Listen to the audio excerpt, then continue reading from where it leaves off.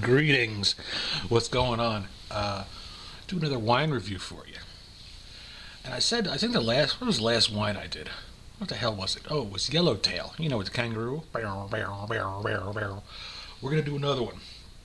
I keep I keep throwing around that term killer juice. I keep throwing it around, and when I come home, I don't have the killer juice. Well, we found ourselves a killer juice in the store today. In the store, this is Turning Leaf. Another great killer juice is Redwood Creek. Now, I'm going to read.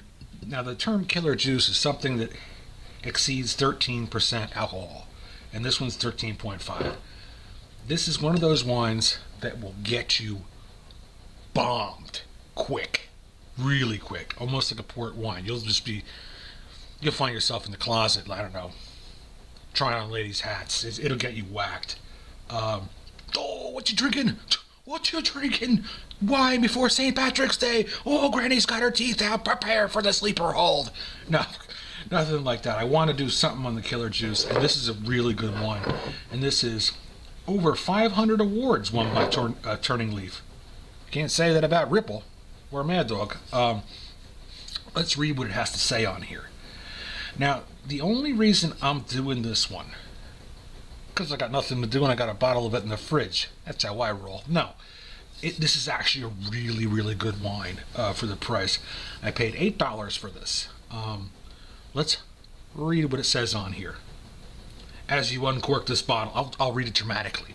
As you uncork this bottle of our Chardonnay, we invite you to enjoy the aromas of tropical fruit, butterscotch, layered flavors of pineapple, peach, nectarine, as they mingle with a dark character of oak, rich texture, and a creamy mouthfeel. What is this, a porno? Creamy mouthfeel?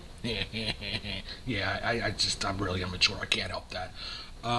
So let's give it a shot here. Where's my wine opener? Here we go. I think for the money, there's only a few wines that I actually enjoy in that price range. I mean, you can go up and spend $300, $400, $800 on a bottle of wine, but you know what? I don't have that kind of cash, and I think when I did have that kind of cash, I would say a Montrachet was pretty damn good at $250 a bottle. But you can find the same wine with the same character that falls in that killer juice range from California. You pay for all that hoopla and la-di-da and fiddle-dee-dee, all that crap. But I hate when people say at the end of the day. But at the end of the day, you're only drinking it for one reason. So let's give it a try. Now, you're supposed to pour that much wine, right? Now, when you swirl it like this, you'll see people swirl. They're all spitting and slurping and swirling. Well, there's reasons for that. When you swirl it like that, you look at the top here. There's these little lines that come down. They call them legs. And what legs means, yo, yeah, on Earth. No, what legs are is you can tell how high the alcohol content is in the wine. If you go and buy like some of that cheap stuff in the store and swirl it around, it's just going to swirl around. But when it comes to this kind of stuff, you watch the legs go down. 1, 2, 3, 4, 5. The more legs there are, the higher the alcohol content. But we don't fill our glasses like that, silly rabbit.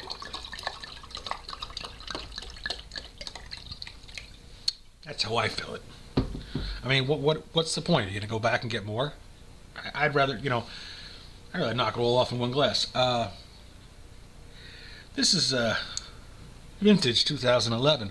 These are called young wines in a sense where they're not young like a Beaujolais, where they harvest them, ferment them, and push them out. The idea behind that is they're supposed to be fresher tasting. And Beaujolais is another one that'll get you whacked.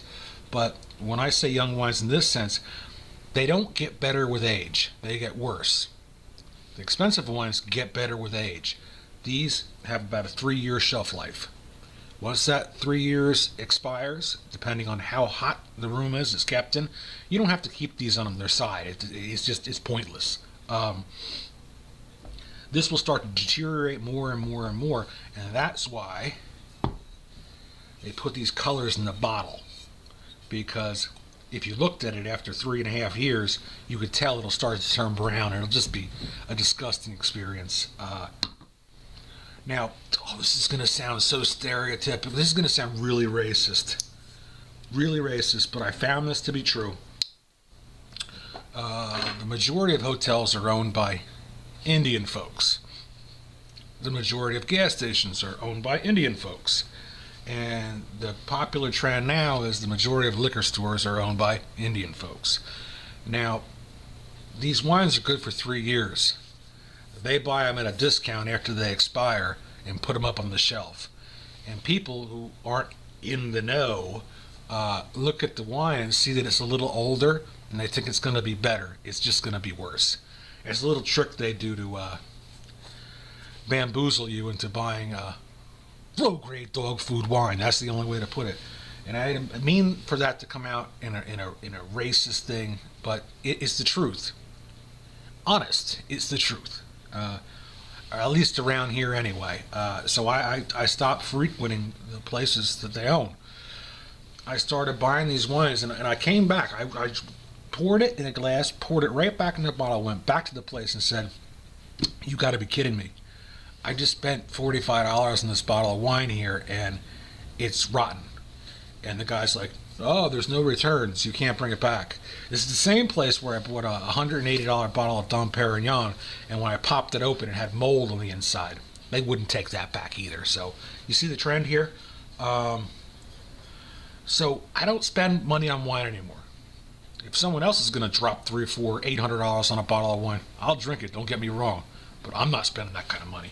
I could think of a lot other better things to do with that kind of cash. Man, I really start running my mouth on that.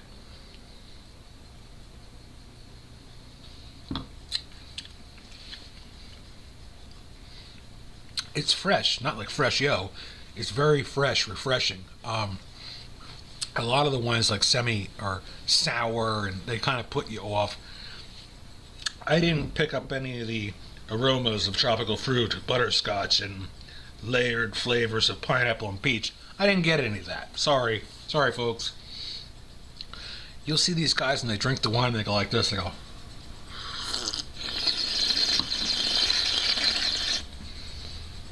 and then they spit it into a bucket. Everybody's got to have a job, right? The reason they do that is they bring air into their mouth, and it mixes with the wine, makes like an outboard motor in your mouth, a little motorboating. Everybody loves motorboating. Well, it's like that, but not as much fun. What that does is it brings out those flavors that they talked about in the label. You'll taste them if you drink it like that. One more time, just for the hell of it.